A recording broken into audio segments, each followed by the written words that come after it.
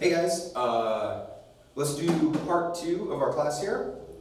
So, I want to introduce you to some of the problems you're going to face when you become teachers. And honestly, it's not just if you want to become a teacher. If you want to become an administrator, if you want to have a job with responsibility, you're going to face problems like these. So, let's go through them. Problem number 1, very motivated students. Now, this doesn't sound like a problem, and honestly, it's a wonderful thing. Very motivated students are great. I love teaching very motivated students. However, it's still a challenge. Let me explain why. So, one of my first jobs in Korea was teaching at a middle school, Byungdong Junghakyo in Daejeon actually, and I had some super motivated students, and these students would come to my class early. They'd come to my office, and they wanted to learn so much, they would take up all of my time. They would take up so much time, I couldn't prepare for class. I couldn't do my grading. I couldn't do my responsibilities. So, man, how do you deal with this? Because you don't want to lower their motivation, right? You don't want to make them feel like they're wasting their time. You want to help them. Your job is to help them. But you also have to do grading. You have to call parents. You have to go to meetings. How can you do both? Okay? So, this is a good problem, but it's still a problem. Okay? I'm not going to tell you how I solved this problem. Because I want you to do that for homework. But this is a problem, okay? Number 2, students in crisis. This is one of the hardest things to deal with.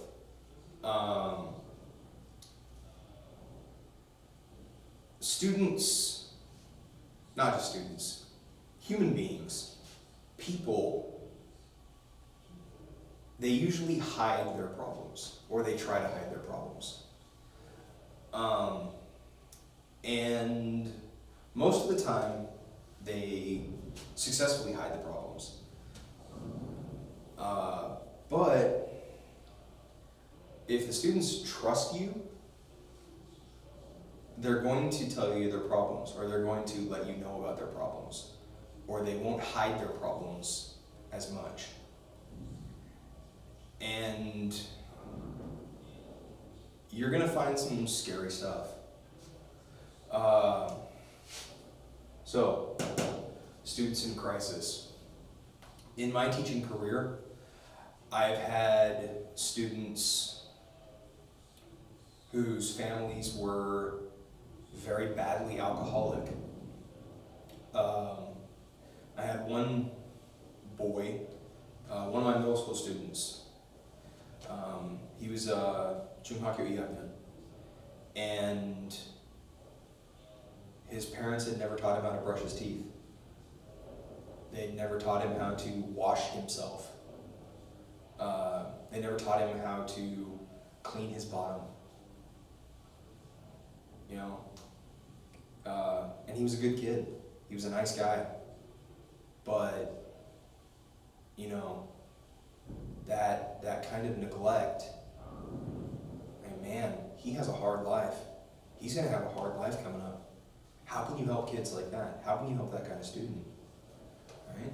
Because if you just walk up to that student, you say, hey, you're dirty, you smell bad, he's going to be embarrassed. He won't trust you. He's going to avoid you. Right? But you need to help him. How can you help him? Okay? It's a hard question. I'm not going to tell you what I did, but I want you to think about it. Okay? Office politics. This is another problem you're going to deal with when you become teachers.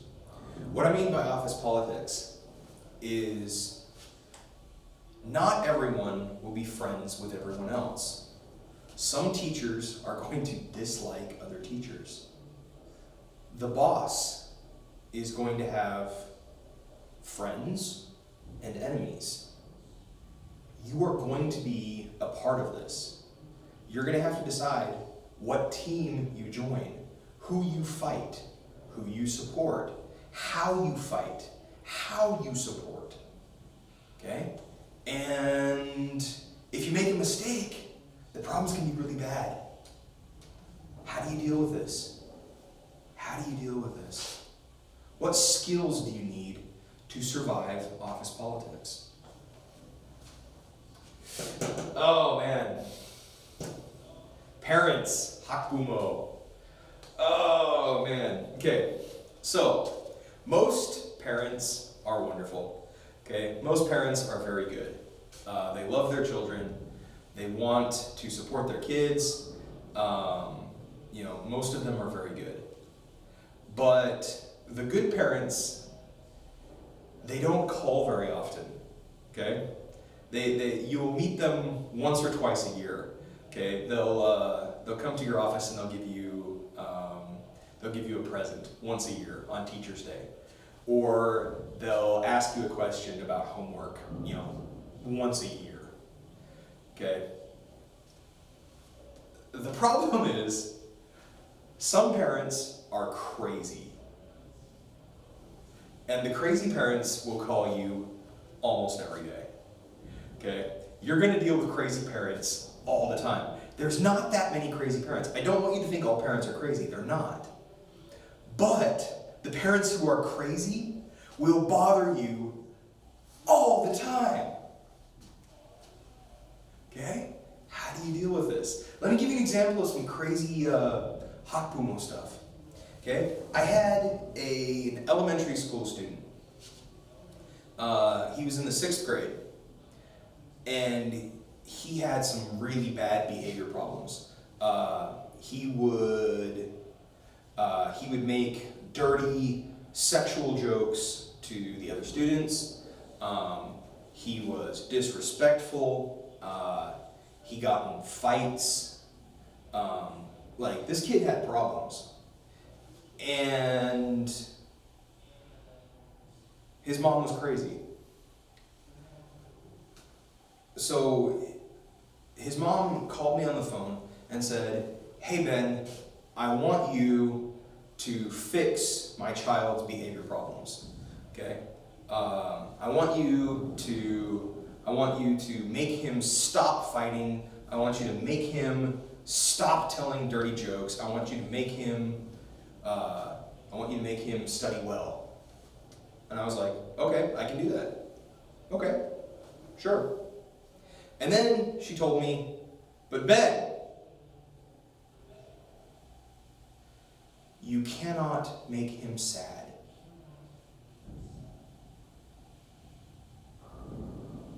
What am I supposed to do? This kid has horrible behavior problems because of his crazy mother. Now, this is the other thing too, guys. Children are not bad. They are bad because their parents make them bad. Right? So when this kid comes to my class and he has these bad problems, it's because of his parents. It's probably because of his mom. But I'm supposed to listen to his mom. I'm supposed to fix the problems without making him sad. What can I do? What would you do? Okay? So, I'm not mentioning these problems because I want to scare you. Okay? I'm mentioning these problems because these are skills. And these are skills that you have not learned in school. They are skills that belong to teachers and CEOs. They are not skills that belong to students and slaves. Okay? So, what are the skills we need to deal with very motivated students, students in crisis, office politics, and crazy parents? Okay. The specific skills, there are many, many specific small skills you will need. However, in general, the big skills that you're going to need, and the skills that we are going to work on in my class, the main skills in my class are two.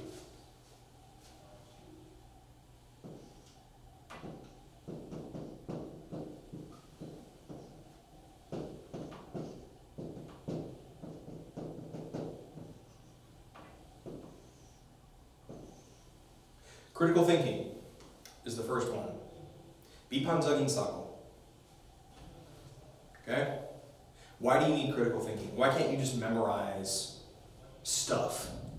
You know, just 암기력, yeah. And then just give your students information and finished. Okay? Well, you can do that. You'll be a bad teacher, but you can do that. It's possible. But you won't solve this problem. You won't help the students in crisis. Office politics, you're going to get eaten. They are going to eat you. Hakuma. You're going to get bullied. Okay? If you can't do critical thinking, if you can't figure out problems by yourself, if you can't investigate, if you can't understand the hidden processes, you're going to struggle. It's going to be very hard for you, and you're not going to be a good teacher. Okay, so this is the first thing I'm going to teach you how to do. We are going to do critical thinking. I'm going to give you difficult problems with unclear answers. And you're going to have to figure them out. Okay? And the reason why, these are all difficult problems with unclear answers. You need to get used to this. Okay, so skill number one we're going to learn. Critical thinking. Skill number two.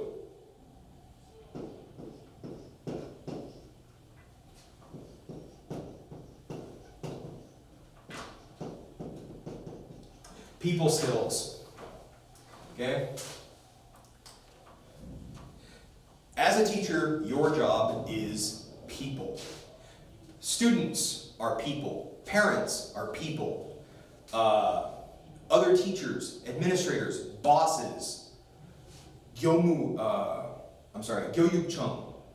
They're all people. You will spend every day face to face with people. And you need to know how to survive with them. You need to know how to read them, how to persuade them, how to understand them. Okay? We're also going to learn that this semester. Okay. So, guys, for next week, here's your homework. Choose one of these problems and solve it. Okay? I would also like you to read chapter 2. Okay. So, ladies and gentlemen, have a wonderful day. I'll see you next week.